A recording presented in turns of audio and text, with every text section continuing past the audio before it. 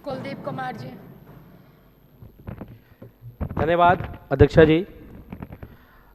बड़े महत्वपूर्ण विषय पर आज आपने मुझे बोलने का मौका दिया है और एक ऐसा विषय है कि जिसकी वजह से, जिसकी बदौलत आज हम सब लोग इस लोकतंत्र के अंदर यहाँ खड़े हुए हैं।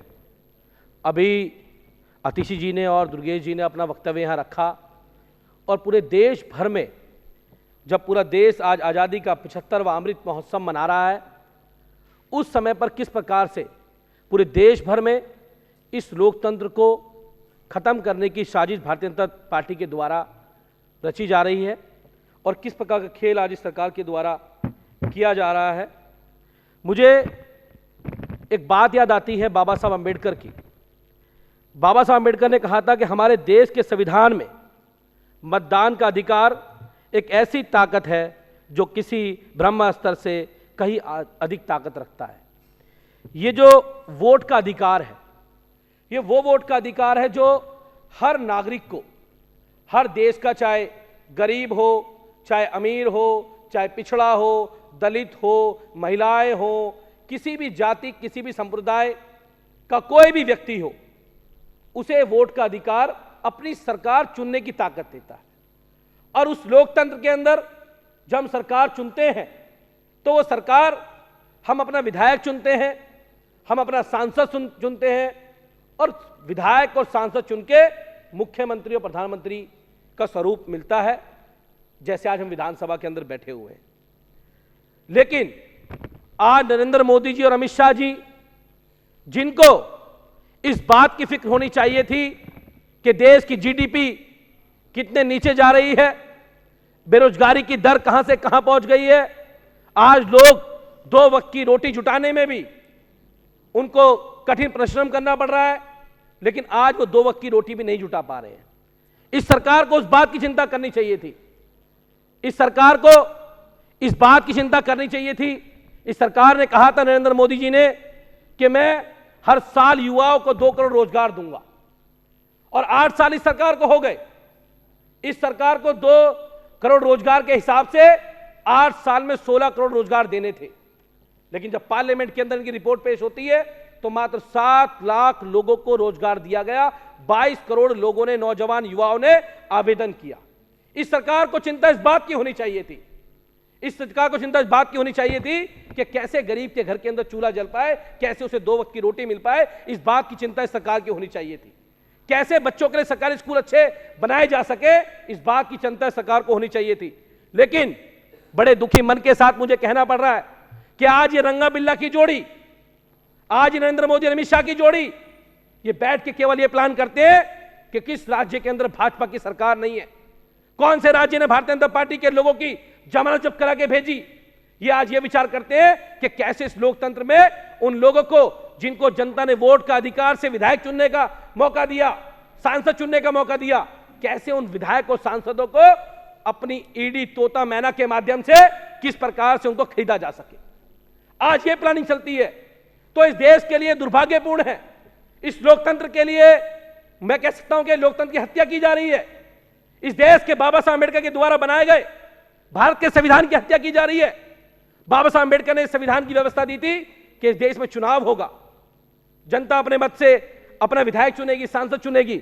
लेकिन आज कैसे मणिपुर के अंदर रातों रात सरकार बन जाती है, कैसे महाराष्ट्र के अंदर। अध्यक्ष जी, मैं विधायक नहीं था, हम बहुत मध्यम परिवार से आते हैं, बहुत मामूली परिवार से आते हैं। हमें लगता था कैसे खरीदते होंगे, आखिर क्या प्रोसेस होता होगा। हमें लगता होगा 2-4 लोग बिक जाते होंगे, लेकिन महाराष्ट्र से देखने को आया अध्यक्ष जी कि रंगा बिल्ला की जोड़ी ने पूरे 40 के आसपास विधायक खरीद मारे, 40 के आसपास। और आज वह सरकार भाजपा के साथ चल रही है और मैं तो भुक्तभोगी हूं, कहते ना, मैं तो भुक्तभोगी हूं। भाजपा के लोग किस प्रकार से आदमी को प्रेशराइज करते हैं। कहते हैं, मुझे कहा गया कि आप तो विधायक हो, मैंने कहा हाँ बिल्कुल है। तो कहते हैं, यार तुम्हारी दिल्ली में सरकार तो नहीं रहने वाली। मैंने कहा क्यों, 25 में चुनाव में तुम जीत जाओगे। कह रहे नहीं नहीं, हम जीतेंगे नहीं, हमें जीतना नहीं है, हम तो खरीदेंगे। मैंने कहा मतलब। कह रहे दिल्ली की सरकार हम गिरा के रहेंगे। कैसे गिराएंगे कि एक एक एमएलए को खरीदेंगे, आपको आना है तो बताओ। मैंने कहा हम तो ईमानदार लोग हैं। कह रहे 20 करोड़ रुपए देंगे आपको। अगर आप भारतीय जनता पार्टी के साथ आते हो, किसी और साथी को लाते हो तो 25 करोड़ देंगे।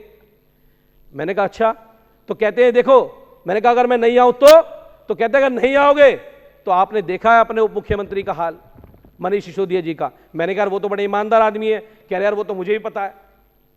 कहते हैं वो तो हमें भी पता है, लेकिन क्या करें, जो ऊपर रंगा बिल्ला की जोड़ी बैठी हुई है वो ऐसे मानेगी नहीं। उसने ऐसा नहीं कहा, ऐसे तो मैं कह रहा हूं, उसने तो कहा था जो ऊपर लोग बैठे हुए चाणक्य हैं, उसने तो ऐसे कहा था। ये तो मैं कह रहा हूं रंगा बिल्ला।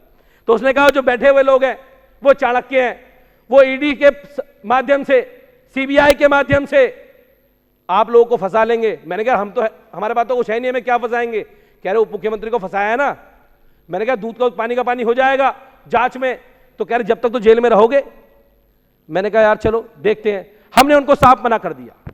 हमने कहा कि हम कट्टर ईमानदार लोग हैं, आम आदमी पार्टी के लोग हैं, हमारा कोई राजनीति बैकग्राउंड नहीं है, हमारे घर में कोई हमारे बाप दादा विधायक नहीं थे, कोई सांसद नहीं थे, हम बहुत मध्यम परिवार से आते हैं। और आम आदमी पार्टी को देश के लोगों ने एक उम्मीद के साथ खड़ा किया था। अरविंद केजरीवाल जी ने एक उम्मीद के साथ हमें यहां भेजा है और हम अरविंद केजरीवाल जी की उस उम्मीद को टूटने नहीं देंगे। हम अरविंद केजरीवाल जी के साथ गद्दारी नहीं करेंगे, और अरविंद केजरीवाल जी के साथ गद्दारी करना तो इस देश के साथ गद्दारी करने के समान है। तो हम कभी वो गद्दारी नहीं करेंगे। लेकिन अध्यक्षा जी, जिस प्रकार से आज इस लोकतंत्र को सही मायने में ये जोड़ी आज तोड़ने का काम कर रही है, देश के लिए बहुत दुर्भाग्यपूर्ण है। और मैं तो कहता हूं कि आप जांच कराओ, आप इस बात की जांच कराओ कि 277 एमएलए को तोड़कर जो आपने देश भर में सरकार बनाई, वो पैसा किसका था, उसका पता लगना चाहिए। वो पैसा कहां से आया था। 6300 करोड़ रुपए जो आपने ऑपरेशन लोटस, जिसको दिल्ली की जनता ने फेल किया, दिल्ली के विधायकों ने फेल किया, मनीष सिसोदिया जी ने फेल किया। ये देश के आज से 50-100 साल बाद जब इतिहास पढ़ा जाएगा तो इतिहास के अंदर एक दर्ज होगा कि जिस समय पर ऑपरेशन लोटस के अंदर भाजपा पूरे देश भर में विधायक खरीद रही थी, उस समय पर आम आदमी पार्टी के मुखिया अरविंद केजरीवाल जी और दिल्ली के विधायकों ने बिकने से इंकार किया और ईमानदारी और सच्चाई के साथ खड़े रहे, डटे रहे। यह इतिहास में लिखा जाएगा, यह इतिहास में दर्ज होगा। और इस बात की जांच में मैं समर्थन करता हूं कि इस बात की सीबीआई से जांच होनी चाहिए कि वो पैसा किन किन लोगों का था, जिनसे दिल्ली के विधायकों को खरीदने के लिए जो 20-20 करोड़ रुपए के हिसाब से 40 विधायकों को तोड़कर सरकार बनाने की जो मंशा भारतीय जनता पार्टी की थी, जो प्लानिंग भारतीय जनता पार्टी की थी, वो पैसा किसका था, इस बात की जांच होनी चाहिए। वो 800 करोड़ रुपए किसका था। तो हम आज इसका समर्थन करते हैं और साथ साथ भारतीय जनता पार्टी के लोगों को कहते हैं कि एक नई राजनीति की शुरुआत इस देश में हो चुकी है। और भारतीय जनता पार्टी के लोगों, जो आज आप लोगों ने पैसे से और धन बल के दम पे जो सत्ता तक पहुंचे हो ना, ये ज्यादा दिन तक रुकेगी नहीं, क्योंकि ईमानदार राजनीति आज खड़ी हो चुकी है। जनता ये पहचानने लगी है कि किस प्रकार से भारतीय जनता पार्टी के लोगों ने डरा धमका के हर राज्य के अंदर सरकार बनाने का काम किया। बहुत बहुत धन्यवाद, आपने मुझे इस महत्वपूर्ण विषय में बोलने का मौका किया। मैं दुर्गेश जी और अतिशी जी की बात से समर्थन करता हूं और इसकी सीबीआई से जांच होनी चाहिए। बहुत बहुत धन्यवाद, बहुत बहुत आभार।